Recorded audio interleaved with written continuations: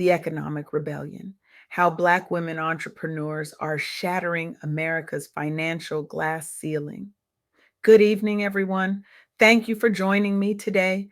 I'm truly honored to stand before you to share some extraordinary insights I gained from interviewing Crystal Allen, a visionary force in economic justice whose work has literally rewritten the narrative for thousands of Black women entrepreneurs across America. Crystal isn't just researching disparities, she's dismantling them. Her groundbreaking data analysis and community centered advocacy have created pathways to capital for women who are systematically excluded from traditional funding channels. Through her organization, she's helped secure over $15 million in funding for Black women owned businesses that banks deemed too risky, proving that the only real risk was in overlooking this powerful economic force. What I learned from Crystal has fundamentally shifted my perspective on entrepreneurship, economic opportunity, and resilience in ways I never expected. And today, I want to take you on that same journey of discovery. Let me start with something that shocked me during our conversation. In April 2025, over 106,000 Black women lost their jobs in a single month. 106,000 in just 30 days.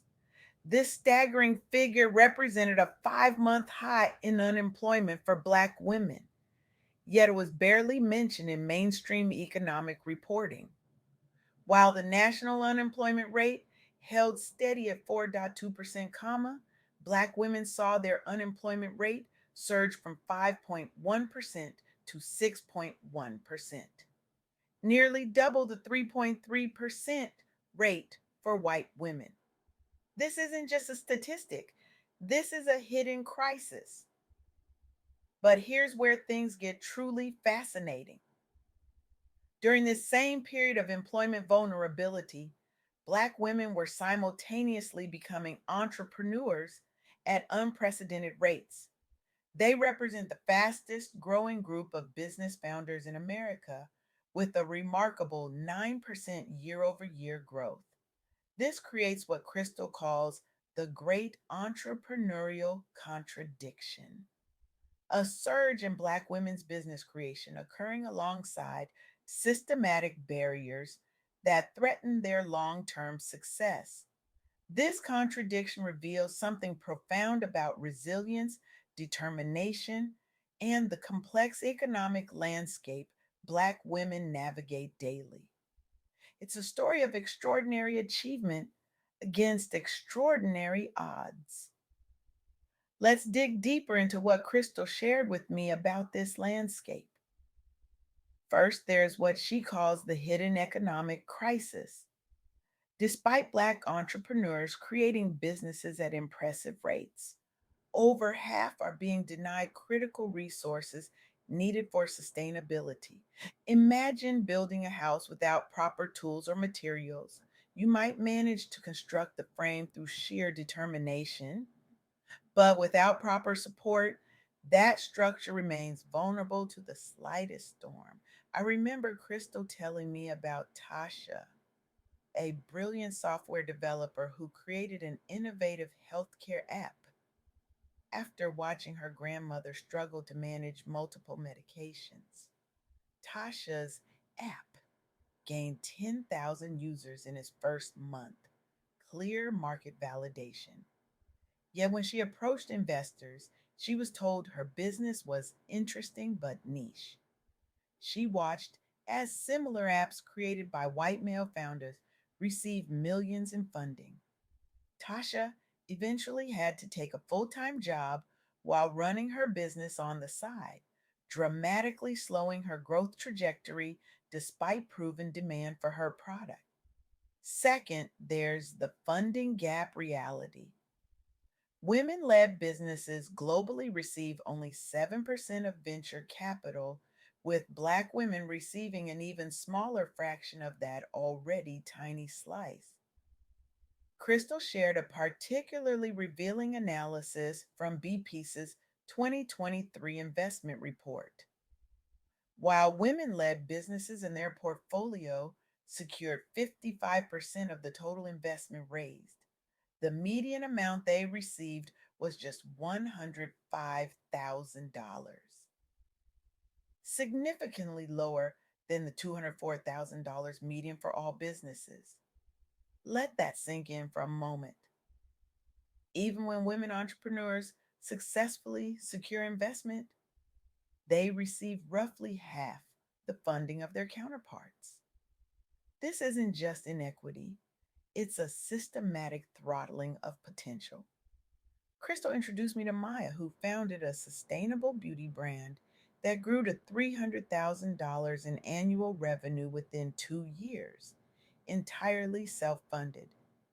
When Maya saw capital to scale manufacturing, investors repeatedly questioned her ability to grow beyond what they called a cultural market, despite her data showing that 40% of her customers were non Black. One investor actually told her, "Your business would be perfect for my diversity initiative, but I'm looking for companies with broader appeal." Maya eventually secured funding through a Black owned CDFI, but the delayed capital cost her a major retail opportunity that would have doubled her revenue. Third, there's the employment vulnerability factor. As demonstrated by that shocking April 2025 statistic, Black women's employment status is particularly susceptible to economic fluctuations. This creates a precarious foundation for those considering entrepreneurship, as they must navigate both racial and gender discrimination in the workforce while attempting to build the financial stability needed to launch successful ventures. Crystal told me about organizations like HBCU Money that began highlighting these disparities after the April 2025 employment crash. Their analysis revealed that while the unemployment rate for Black women rose to 6.1%, comma rates for white women, 3.3%, and Hispanic women, 4.6%, remained unchanged. Their advocacy work demonstrated how seemingly positive overall employment figures can mask severe disparities affecting specific demographics. It's a powerful reminder that economic indicators must be disaggregated to reveal the full picture of who is and isn't benefiting from economic growth. What's particularly striking about all this is the resilience it demonstrates. Despite historical underservice by traditional financial institutions, Black women entrepreneurs continue to create businesses at extraordinary rates. This represents a potential pathway to economic empowerment for Black communities, though the sustainability of these businesses remains challenged by resource limitations. As Crystal eloquently put it during our interview, Black women aren't just building businesses, they're creating economic lifeboats in a sea of systemic inequality. This brings me to what I believe is the most profound insight from my conversation with Crystal. The challenges facing Black women entrepreneurs aren't just problems for Black women to solve, they represent a massive opportunity cost for our entire economy. Think about it this way: if Black women are achieving a remarkable entrepreneurial growth, despite these barriers, imagine what they could accomplish if those barriers were removed.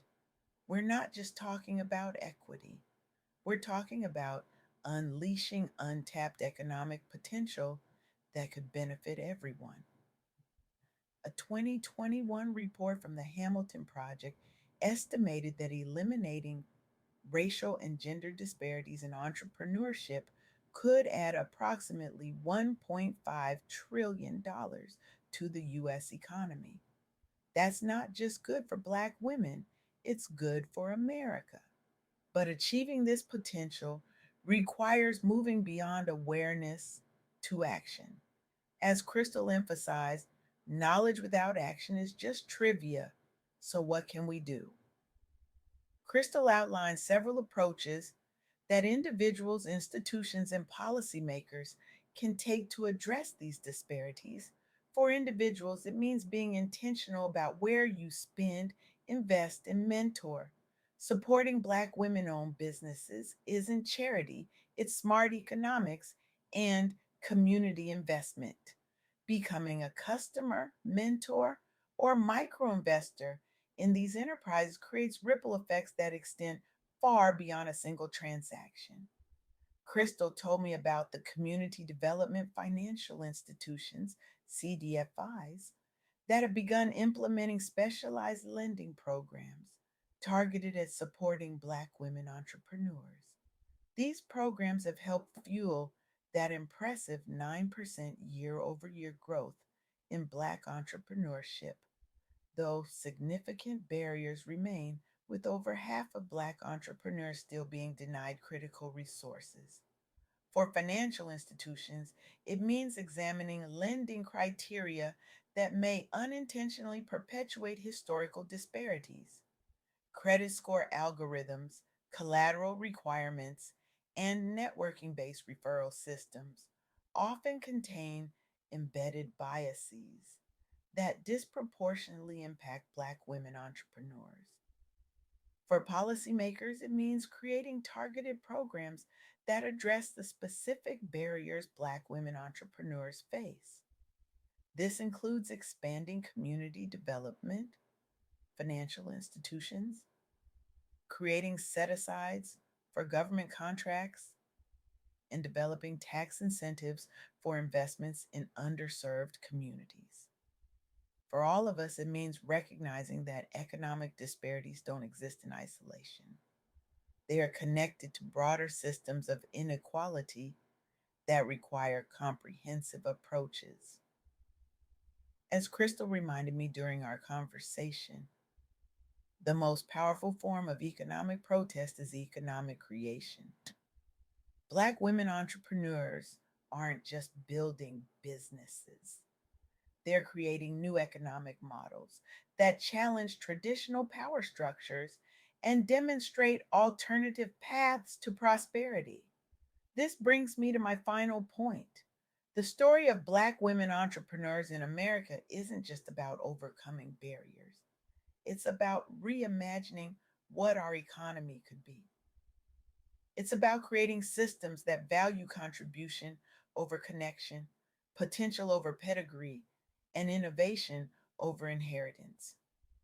In many ways, Black women entrepreneurs represent the truest expression of American economic ideals, creating opportunity where none existed, building wealth through innovation and determination, and lifting communities through economic empowerment. The question isn't whether Black women entrepreneurs can succeed despite these barriers. They're already proving that daily. The question is whether our economic systems will evolve to support and accelerate this success or continue to constrain it. I want to leave you with this question that Crystal posed during our interview. How can we transform our awareness of these disparities into meaningful action? The data shows Black women are creating businesses at impressive rates despite facing both employment vulnerability and funding barriers. What would our economy look like if we removed these systemic obstacles and fully supported Black women's entrepreneurial potential? This isn't just an academic question. It's a challenge to each of us in this room. Will you be a conscious consumer who seeks out and supports Black women owned businesses? Will you be the investor who recognizes opportunity where others see only risk? Will you be the mentor who opens doors that have historically been closed? Will you be the advocate who demands policy change? Because when we talk about economic justice for Black women entrepreneurs, we're not talking about charity. We're talking about unleashing one of the most powerful, untapped economic forces in America. We're talking about $1.5 trillion in potential economic growth. We're talking about innovation that solves problems traditional businesses have ignored. We're talking about job creation in communities that desperately need employment opportunities. The revolution is already happening. Black women are already building, creating, and innovating despite the barriers. Imagine what's possible if we remove those barriers. The future of our economy depends on it. The strength of our communities depends on it. The fulfillment of America's economic promise depends on it. The question isn't whether Black women entrepreneurs will change America. They already are. The question is, will you be part of that change? Thank you